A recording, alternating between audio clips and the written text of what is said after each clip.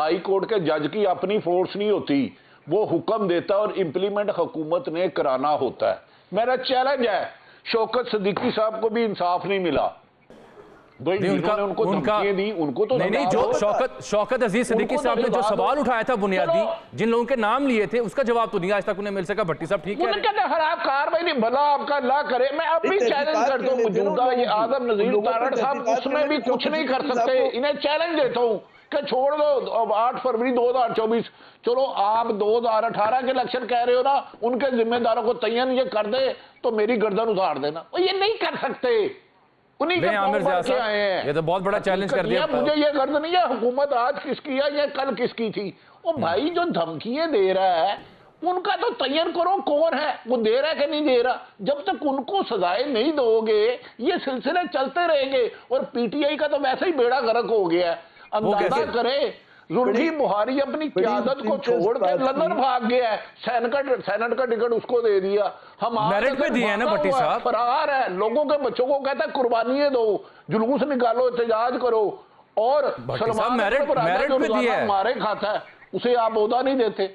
नहीं, उमर सरफराज चीमा मारे खाता है, जेल में जाने से सबसे उमर सरफराज चीमा का क्या कसूर है? उमर सरफराज चीमा क्या कसूर है? देखे ना, उसे टिकट नहीं देना। और मुझे जुल्फी बुखारी की खूबी बताओ, उसने पीटीए के लिए किया क्या है? उनके बच्चों को कहता है कुर्बानियां दो, जुलूस निकालो, एहतजाज करो। और सलमान मेरिट पे दिया है, मारे खाता है, उसे आप ओहदा नहीं देते। नहीं, उमर सरफराज चीमा मारे खाता है, जेल में जाने से सबसे उमर सरफराज चीमा का क्या कसूर है? उमर सरफराज चीमा क्या कसूर है? देखे ना, उसे टिकट नहीं देना। और मुझे जुल्फी बुखारी की खूबी बताओ, उसने पीटीए के लिए किया क्या है? शुएब शाहीन सब क्या किया जी, उन्होंने टिकट मिला और उमर सरफराज चीमा को नहीं मिला। हम आदर भागा हुआ है और लोगों को कहता है रोजाना आओ जी जुलूस निकालो। वो यार हजारों लोग, 40,000 के करीब लोग गिरफ्तार हो चुके हैं। इमरान खान खुद तुम्हारा लीडर गिरफ्तार है, उसको बुरे वक्त में शहजाद अकबर ये सब छोड़ के भाग गए। जो इधर खड़े हैं इन सबको सलूट होना चाहिए। नहीं, बाहर बैठ के वो भाषण दे तो रहे हैं यूट्यूब पे।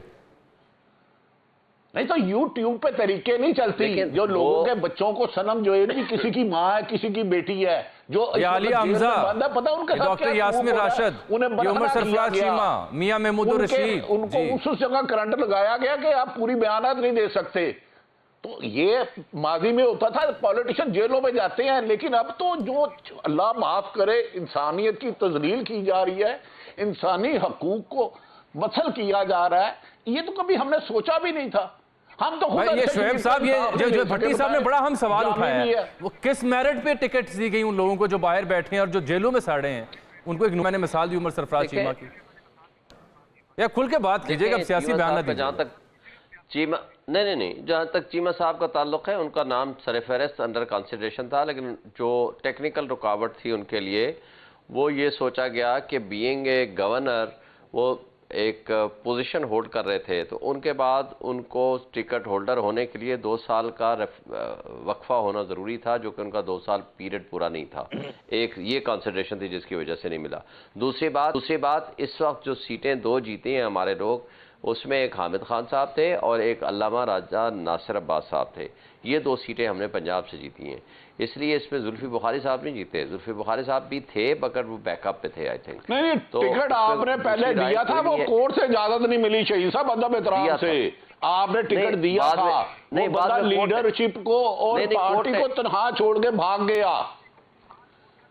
साहब सवाल में जो भी रीजन है, मगर हमारे पास इस वक्त जो इलेक्टेड लोग हैं इसमें 2 इसमें आए हैं इस वक्त, हामिद खान साहब और अल्लामा राजा नासिर अब्बास साहब। इसमें कोई शक नहीं। देखें, पार्टी के अंदर जब डिस्ट्रीब्यूशन ऑफ टिकट्स होती है, मेरिट फर्स्ट कंसिडरेशन होता है। लेकिन एक बात मैं कह सकता हूँ, सबसे ज़्यादा वर्कर्स के बारे में इमरान खान साहब ने पूछा भी है। जब भी बात हुई है, बशमूल मेरे, मैं सबसे ज़्यादा मिलता रहा हूँ, सबसे ज़्यादा उन्होंने कंसंट्रेट किया है कि जो वर्कर्स हैं उनको टिकटें मिलनी चाहिए। और इस वक्त इलेक्शन में भी आप देख लें, जितने ज़्यादा नए चेहरे हमारे आए हैं, जितने वर्कर्स आए हैं और अल्हम्दुलिल्लाह जीते हैं। ये अलग बात है, हमें फॉर्म 47 में हरा दिया गया। मैं इस्लामाबाद से बैठा हूँ, ये सबसे पॉश एरिया मेरा ये इमरान खान साहब के घर का हल्का था, देहात भी है, इसमें शहर भी है। सब पोलिंग स्टेशन से जीता हूँ। 1,05,000 वोट मैंने लिए हैं। जिसने 50,000 वोट पे नहीं लिया उसको जिता दिया और फॉर्म 47 चेंज कर दिया, वो अलग बात है। लेकिन जितने वर्कर्स को टिकट्स मिली हैं इस दफा, मैं नहीं समझता कि वो फिर लंबी डिबेट है, उस पर किसी और मुकालमा कर लेंगे। ये बताएं कि आपकी कोर कमेटी में डिसाइड क्या हुआ है? सिर्फ आपने हुकूमत की कमीशन बनाने की बात को मुस्तरद करना है, रैलियां निकालनी है, वकला तहरीक शुरू करनी है, तय क्या हुआ है? ज़रा वाज़े तो करें। देखें, हमने हर फोरम पे लड़ना है। सबसे पहली बात यह है कि ये केस शुरू कहाँ से हुआ था? इमरान खान से शुरू हुआ था। इमरान खान को सजाएं देने के लिए इनके ऊपर प्रेशर था, जिसकी वजह से इनके जजेस को उठाया गया, फैमिलीज को उठाया गया, डक किया गया, इनके साथ जो कुछ तरीका वारदात किया गया वही किया गया जैसे हमारे कारकुनान के साथ किया। किंग्स पार्टियां शामिल कराई गई, उनको तशद्दुद किया गया, मारा गया, टीवी हाउसेज में पहुंचाया गया। वो सब आपके सामने ही है, उसकी तफसील में जाए बगैर।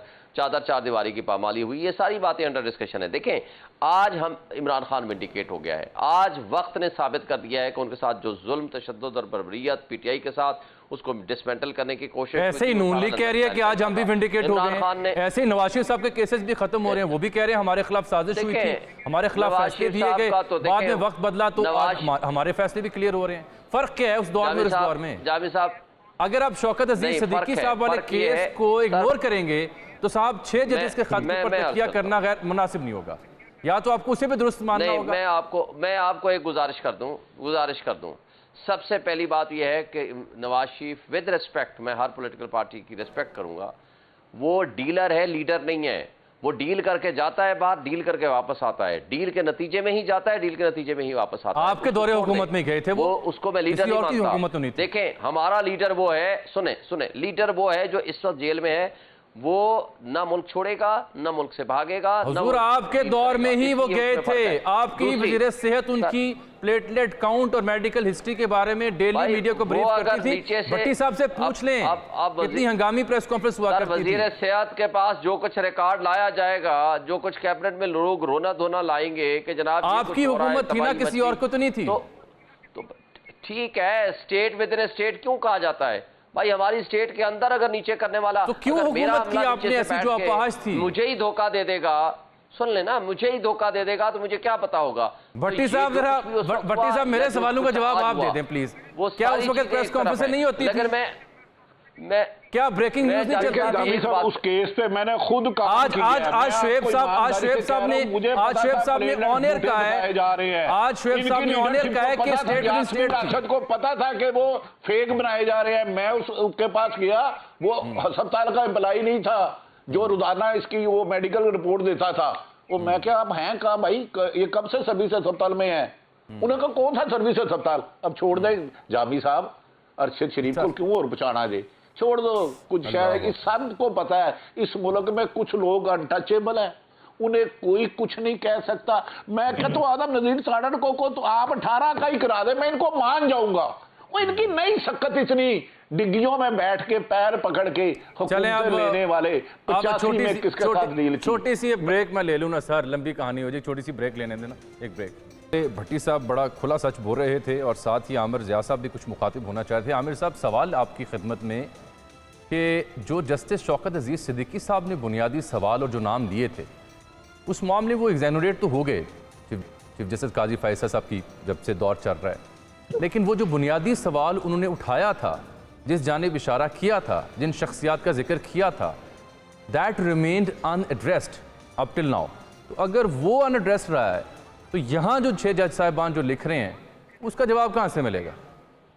दो बातें मुझे अगर आप अर्ज करने की इजाज़त दें। पहला तो ये कि हम देखते हैं कि जी खतूत लिखे जा रहे हैं, इल्ज़ामात लगाए जा रहे हैं, बिल्कुल समझ में आता है और लोगों की कोई शिकायत भी समझ में आती है। लेकिन फिर ये आता है कि जो शौकत सिद्दीकी साहब का केस था, उसमें उस वक्त आर्मी चीफ ने कहा था जी तहकीकात होनी चाहिए, लेकिन एब्रप्टली बिना तहकीकात के उनके ऊपर जो भी फैसला हुआ, जिसको आज जो है पलटा दिया गया। अच्छा, मैं ये समझता हूँ कि इन खतूत को, ये खत लिखा गया, ये 6 जजेस ने लिखा और 3 अभी फैसले सुप्रीम कोर्ट के आए हैं कि जिनको आपको एक दूसरे से जोड़ के देखना चाहिए। वो जोड़ के 3 फैसले क्या हैं? एक मुशर्रफ साहब को सज़ाए मौत का फैसला, ठीक है ना, कि उसमें मैं समझता हूँ कि बिलावास्ता जो है हदफ जो था आपकी पाकिस्तान आर्मी थी, और उसमें ज़ाहिर है कि अगर आप मुशर्रफ साहब को कह रहे हैं कि जी गद्दार थे, जिन लोगों ने इस मुल्क को लूटा, लूट मार की, उन्होंने मुल्क जायदादें बनाई, वो लोग क्या थे? तो इनडायरेक्टली जब आप आर्मी चीफ पे अटैक करते हैं तो आप इंस्टीट्यूशन पे कर रहे होते। दूसरा फिर आपने किया जुल्फ़िकार अली भुट्टो का केस। अच्छा, उसके बारे में भी आप देखें कि हमारी अदालत से सवाल है कि भाई क्यों आप माजी को कुरेद रहे हैं, जबकि आज के फैसले आप जो हैं वो मतलब वो इंतजार कर रहे हैं। और जो आप एक नई नज़ीर डाल रहे थे फिर आप आज फैसले करें, उनको 10-20 साल के बाद कोई और उसको वो कर रहा होगा, अंडू कर रहा होगा। ठीक है, ये फैसला भी जो था इनडायरेक्टली फौज के खिलाफ था। तीसरा जो था ये शौकत सिद्दीकी साहब का आया, और उसके बाद फिर आप इस खतूत की टाइमिंग भी देखें। तो मेरा अर्ज ये करना है कि हम जब पूरे उसमें पसमंदर में इन चीज़ों को देखते हैं तो हमें लगता है कि जी हर इदारे को हमारे बेतौकीर, फिर लफ्ज़ दोहराऊंगा, उसमें चाहे अदलिया हो, चाहे हमारी पाक फौज हो, चाहे हमारे साथ इदारे हों, इस खत का नतीजा क्या निकलेगा उसमें हम लोग बात नहीं कर रहे। उसके ऊपर जनाब एक तो जैसे हमारे क्या नतीजा निकलेगा जब एक रिटायर्ड जज उसकी सरबराही करेगा तो वो रिकमेंडेशन दे सकता है ना, वो किसी को बुला के जी और क्या करेगा? मैं सवाल मेरा अर्जी करना है कि हमारे यहाँ एक जहरीली सियासत है, तकसीम हुई भी सियासत है, पोलराइजेशन है। ठीक है, उसमें हमारे बहुत सारे दोस्त बड़े खरूस के साथ समझते हैं कि जनाब इन 6 जजेस ने बड़ा कोई हीरोइक काम किया, और डिफाइंस की इंतहा जो है इब्तिदा यहाँ से शुरू होती है, अलामत बन गई है इनकार की। ठीक है, फिर दूसरा एक आपको मैं बात करूँ, दूसरा रुख ये कहते हैं कि नहीं जी कोई साजिश है, और जनाब ये पता नहीं किसके इशारे पे कर रहे हैं। अच्छा, अब बात ये कि इसका जो भी इसका नतीजा निकले, इसमें जो मुझे समझ में आता है कि इसमें मजीद हमारा हर इदारा, जुडिशरी का कोई इतना सुनहरी उनका माजी नहीं है, इन पे बहुत सारे सवाल निशान, हमारे जजेस जो हैं वो सियासी तौर पे पॉइंट होते हैं, इन अदलिया में धड़ेबंदी है, ठीक है ना, इनके फैसलों के ऊपर लोग सवाल निशान करते हैं। आज की जजेस पे क्यों बात करते हैं? बड़ा अहम नुक्ता आप बयान कर रहे हैं, बड़ा अहम नुक्ता। सियासतदान जो फोन किया करते थे जजेस को, वो कहाँ गए? ब्रीफ केस में जो पैसे लेके बांटा जाते थे, बारिश किस्म के हमारे लोग जो थे, वो क्या हुए? तो फिर तो अगर आप कुरेदेंगे माजी को तो वो तो फिर आप खुलता चला जाएगा। नहीं, वो तो कह रहे हैं, आजम नजीर तारड़ साहब कह रहे हैं कि ना सिर्फ ये 6 जजेस का खत ज़ेरे बहस आएगा, बल्कि माजी के वाकयात भी, माजी के जो मुद्दे हैं वो भी इसमें आएंगे। कमीशन का स्कोप भी बहुत बड़ा हो जाएगा। माजी से निकलें और आप आज के मसाइल पर तवज्जो दें, सियासी हिद्दत में कमी लाएं, आप ये जो विक्टिमाइजेशन हो रही है उसको खत्म करें, मतलब कहीं से इब्तिदा करें, वरना आप उलझते रहेंगे। अब आप देखें ना क्या हो रहा है कि अदलिया बमुकाबला एस्टेब्लिशमेंट, उसमें कुछ सियासी लोग जो हैं अदलिया को सपोर्ट कर रहे हैं, कुछ जो है मतलब भट्टी साहब आपसे एग्री नहीं कर रहे। भट्टी साहब देखें ना, आमिर साहब ने गुजारिश है, देखें आमिर साहब ने दूसरा एंगल भी भट्टी साहब दे दिया ना कि ये सिर्फ जिहाद नहीं है,